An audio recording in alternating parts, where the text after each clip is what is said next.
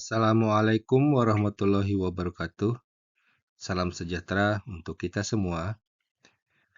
Kenalkan, saya Iwan Awaludin dari jurusan Teknik Komputer dan Informatika Politeknik Negeri Bandung. Kali ini akan menyampaikan materi pengantar literasi digital. Baik, kita mulai dari sejarah literasi digital dulu ya. Kata literasi sendiri itu berasal dari kata Latin litera yang arti sederhananya yaitu huruf atau simbol ya. Nah, dulu sewaktu sebelum zaman digital, jadi literasi awal itu disebutkan orang itu sudah literate jika dia sudah bisa membaca dan menulis ya, menggunakan huruf atau simbol yang biasa digunakan oleh masyarakat di sekitarnya.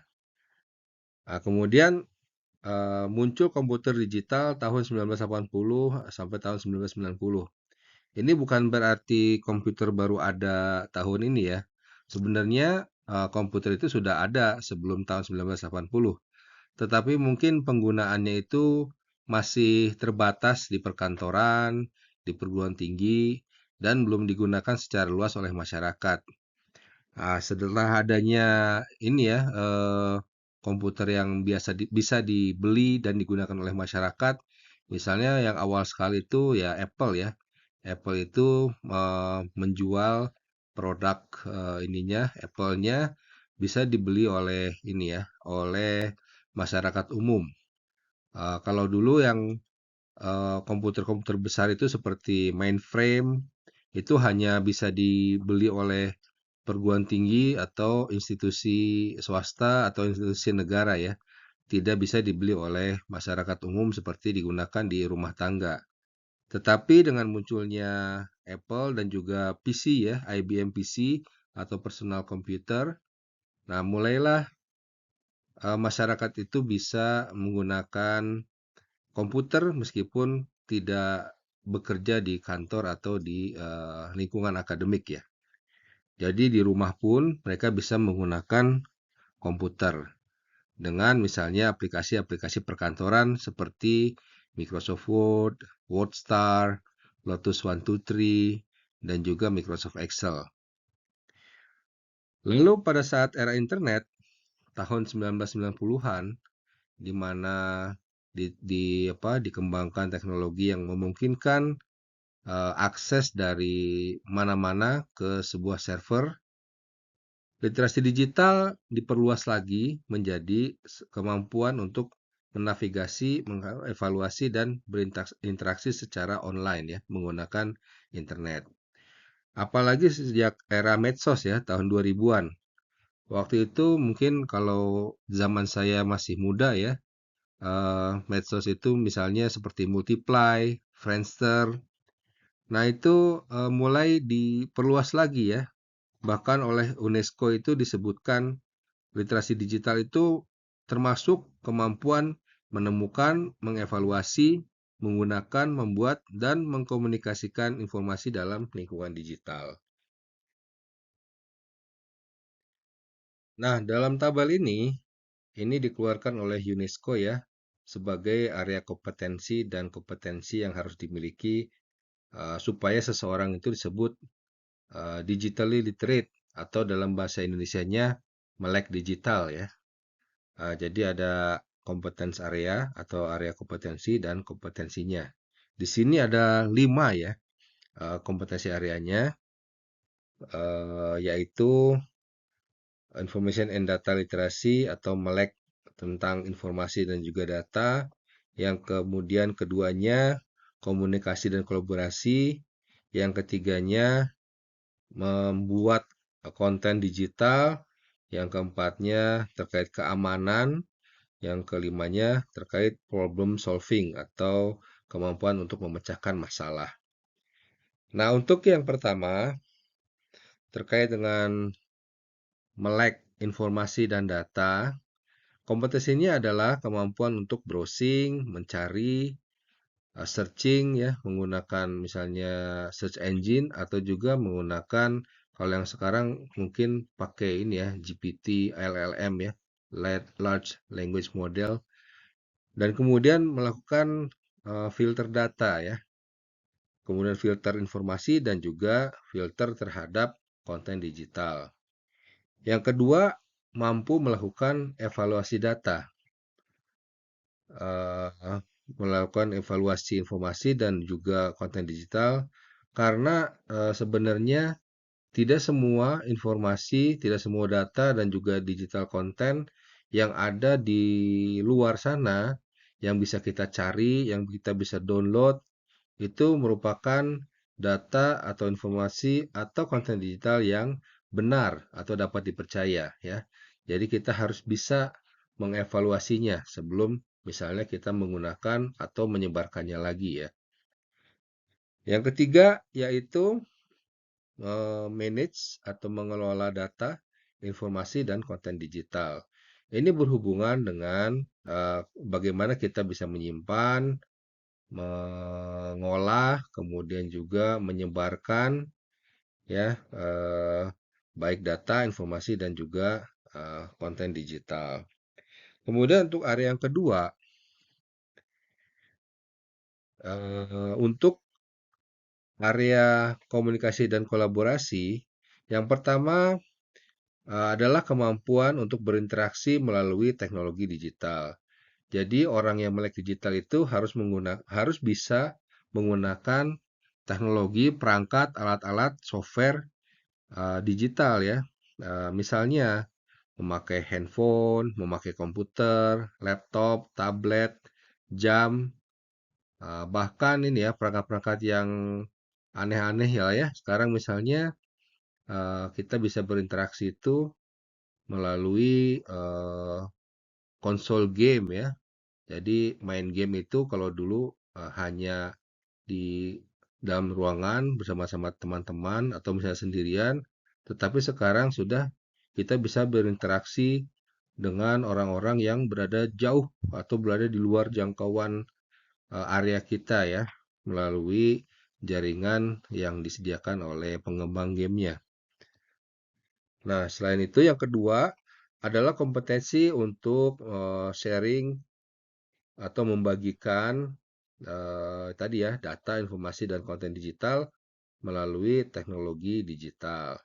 Misalnya ya, kita biasa sharing berita melalui WhatsApp group ya, atau melalui email, atau melalui akun-akun medsos kita ya, misalnya melalui akun YouTube, melalui akun TikTok dan Instagram dan lain-lain ya. Kompetensi yang ketiga yaitu ikut serta dalam eh, kewarganegaraan melalui teknologi digital. Ya, misalnya apa ya? Kalau kalau yang pernah saya lakukan misalnya ya, kita eh, atau bukan saya ya, mungkin Anda pernah melihat bagaimana warga berpartisipasi dalam suatu forum online supaya hak-hak warga negara itu bisa diberikan. Misalnya awalnya eh, tukang parkir ya, tukang parkir yang biasanya kalau supermarket-supermarket atau minimarket-minimarket itu mereka sudah membayar retribusi parkir kepada pemerintah daerah gitu. Jadi seharusnya misalnya untuk parkir di depan minimarket seperti Alfamart atau Indomart itu gratis ya, tetapi ada juga tukang parkir yang ambil parkir di sana ya, padahal harusnya gratis gitu. Nah, itu biasanya jika melalui apa hak-hak warga negara yang misalnya seharusnya bisa gratis parkir di situ, kalau orang yang tidak tahu mungkin ya bayar-bayar aja. Tapi kalau orang yang tahu misalnya, oh ada peraturannya, peraturan nomor sekian, jadi yang disebarkan misalnya melalui media sosial, melalui WhatsApp gitu. Jadi banyak orang yang jadi tahu bahwa sebenarnya parkir itu ya tidak boleh ya, tidak boleh diambil lagi oleh masyarakat yang lain. Nah, jadi kalau orang yang sudah aware, ya mereka bisa saja berhak tidak membayar parkir lagi gitu. Jadi kita bisa apa, ikut serta dalam menjamin hak-hak orang sesuai dengan hukum melalui teknologi digital. Nah, kemudian kompetensi yang keempat adalah berkolaborasi menggunakan teknologi digital. Ya, zaman sekarang kolaborasi itu banyak ya. Mungkin yang paling dekat dengan Anda mungkin yang game ya. Misalnya jadi game bermain game bersama pemainnya satu grupnya itu bisa misalnya Mobile Legend ya. Pemainnya itu terpisah-pisah gitu. Ada yang di Bandung, ada yang di Jakarta, ada yang di New York. Tapi mereka bisa bermain berkolaborasi dalam satu tim yang sama lewat teknologi digital ya. Nah, kemudian kompetensi yang kelima untuk area komunikasi dan kolaborasi ini adalah netiquette ya atau etiket menggunakan jaringan internet ya. Jadi netiquette-nya ya seperti misalnya tidak ini ya, tidak menyebarkan hoax, tidak melakukan apa bully, bully di internet dan lain-lain ya. Yang keenam yaitu mengelola identitas digital ya. Jadi di sini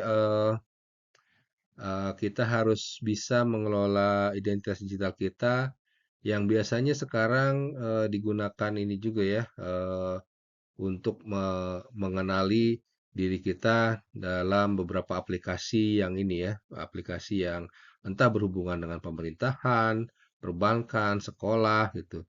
Jadi biasanya dikenalnya misalnya dikenalnya bukan lagi lewat personnya, tapi dikenal lewat NIK-nya, lewat nomor handphonenya, lewat emailnya.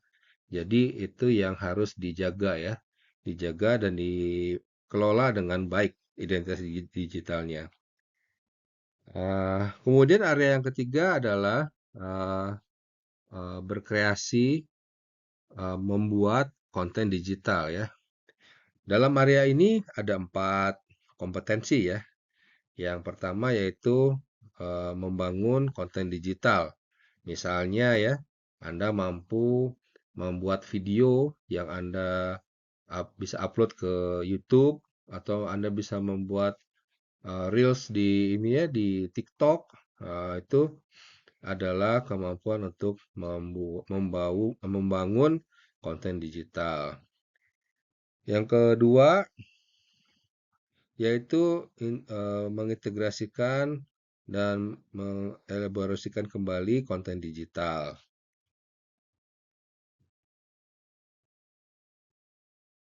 Integrating digital content itu sendiri misalnya ya, misalnya ada beberapa sumber yang kita gunakan, seperti ada foto, ada video, ada suara.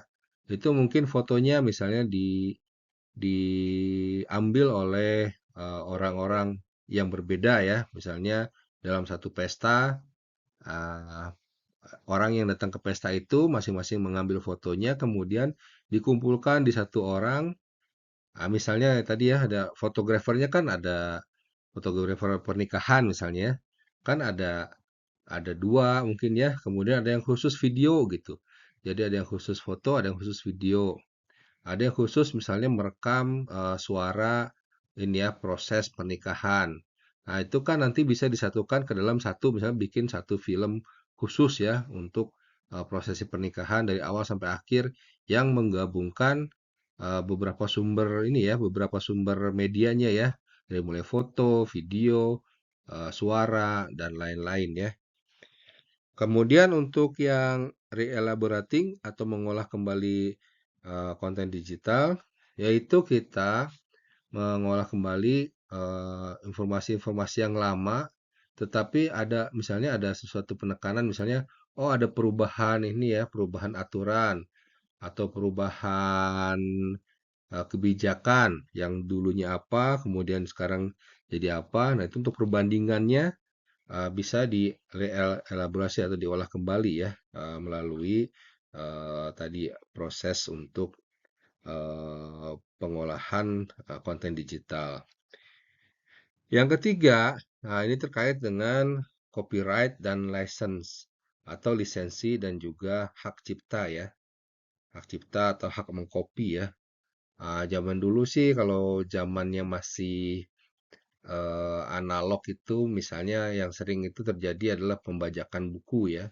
Pembajakan buku itu harus difotokopi gitu. Misalnya ada buku difotokopi atau buku yang dicetak ulang tetapi bukan oleh penerbit aslinya ya. Kemudian yang lisensi ya, zaman dulu misalnya kita biasa menggunakan sistem operasi DOS atau Windows yang copy ya. Kita copy aja, kita tahu ininya, kita tahu nomor eh, serial numbernya, kemudian kita pakai, ya kita bisa ini ya, pakai tanpa harus beli ya. Atau misalnya menggunakan ini ya, menggunakan media-media yang sebenarnya dibuat oleh orang lain.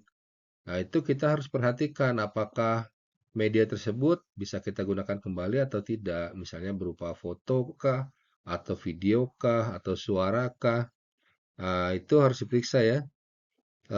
Apakah yang kita gunakan kita punya hak atau tidak gitu. Yang keempat yaitu programming. Ya mungkin ini kalau di kita seolah-olah programming itu adalah bagiannya orang-orang IT ya. Misalnya kalau di Polban di jurusan Teknik Komputer dan Informatika. Tetapi sebenarnya programming itu semua orang, semua bidang itu harus mengerti tentang programming ya. Karena sebenarnya pekerjaan programming itu adalah pekerjaan untuk membagi-bagi masalah yang besar menjadi masalah yang kecil-kecil dan kemudian memecahkan setiap masalah kecil itu sehingga masalah yang besar semuanya bisa diselesaikan ya. Uh, Programming ini pada intinya adalah membuat serangkaian perintah untuk komputer ya. Komputer itu nanti akan dijelaskan lagi ya di pertemuan yang lain. Komputer itu sebenarnya benda mati ya, benda mati yang tidak bisa bekerja apa-apa. Robot juga sama. Dia itu benda mati yang tidak bisa melakukan apa-apa kalau tidak ada programnya. Nah, itu adalah tugas manusia ya untuk membuat programnya. Misalnya kalau Anda punya handphone, smartphone gitu, yang bisa diatur alarmnya, misalnya, oh Anda harus bangun jam 4 pagi gitu, Anda kerjakan atau Anda buatkan programnya supaya si handphonenya itu membunyikan alarm setiap jam 4 pagi. Itu bentuk sederhananya ya.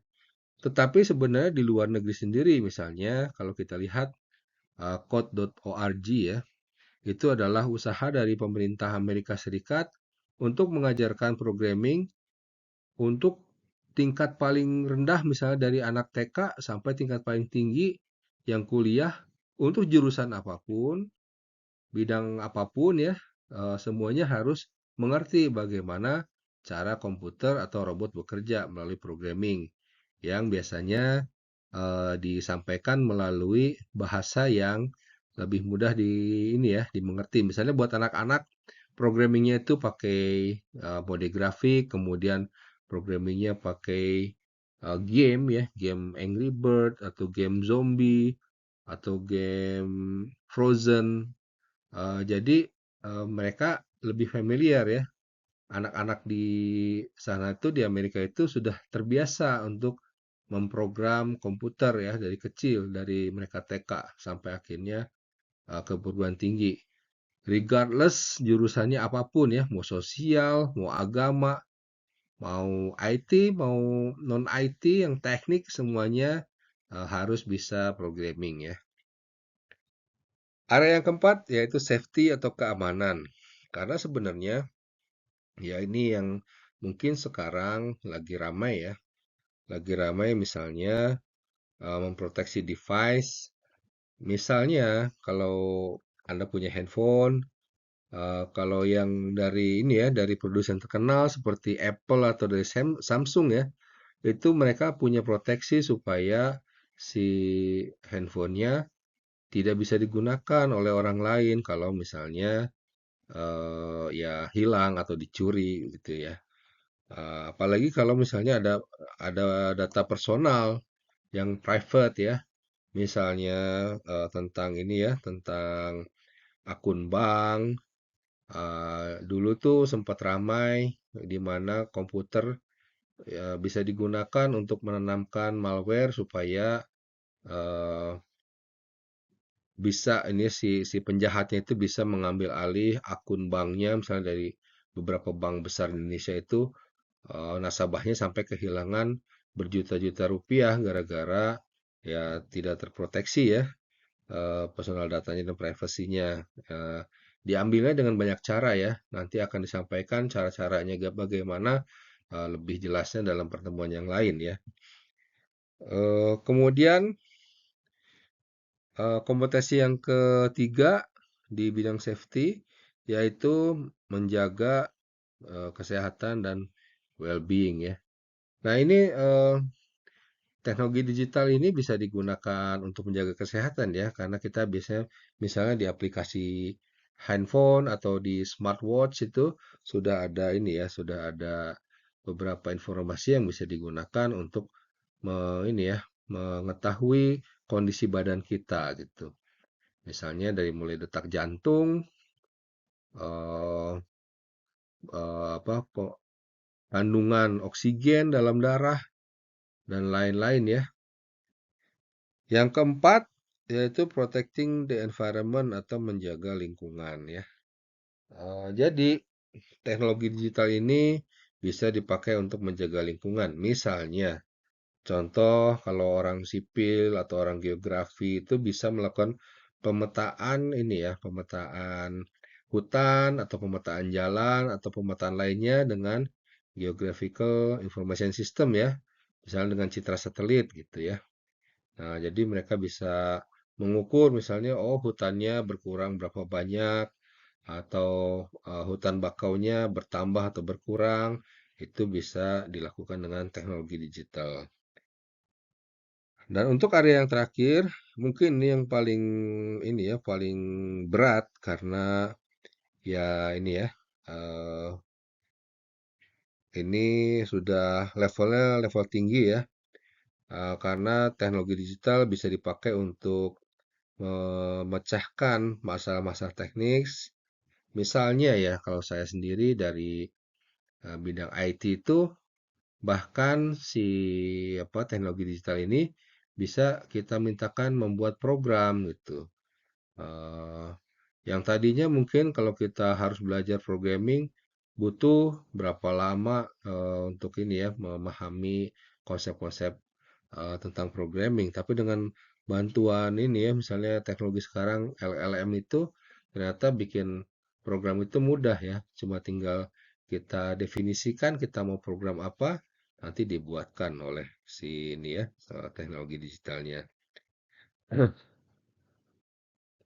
Ya, yang lainnya mungkin bisa Anda kembangkan sendiri, Anda coba cari ya, apa kira-kira yang terkait dengan misalnya mengidentifikasi kebutuhan dan respon teknologi, kemudian penggunaan teknologi digital secara kreatif, dan juga kesenjangan dari kompetensi yang harus dimiliki oleh manusia ya, terutama di kita ya. Kalau di luar negeri itu mereka punya resource yang cukup ya untuk misalnya membuat mesinnya, membuat programnya, membuat infrastrukturnya. Misalnya ya, di satu perguruan tinggi di Australia itu, untuk bikin jaringan komputernya saja, mereka biayanya dalam setahun itu ada puluhan miliar ya, hanya untuk sewa bandwidth internetnya saja gitu. Nah, jika dibandingkan dengan kita kan ya jauh sekali ya. Misalnya polban ya hanya bisa sewa beberapa ratus juta sebulannya ya untuk internet, supaya bisa melayani ini ya satu kampus gitu.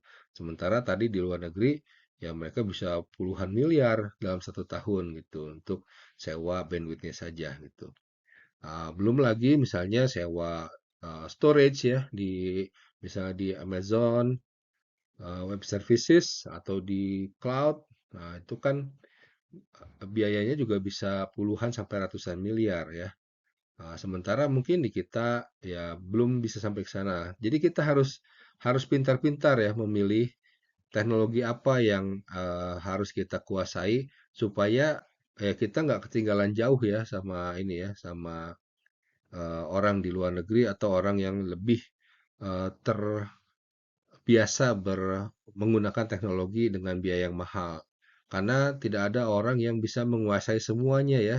Ya, misalnya mereka dengan biaya yang besar itu mereka bisa menguasai satu hal, tapi nggak mungkin menguasai semua hal gitu. Jadi kita coba isi apa-apa yang mereka tidak bisa gitu, dan kita juga bisa berkontribusi dan bisa excellent ya. Jadi buat kita juga isi, excellent dan enjoy.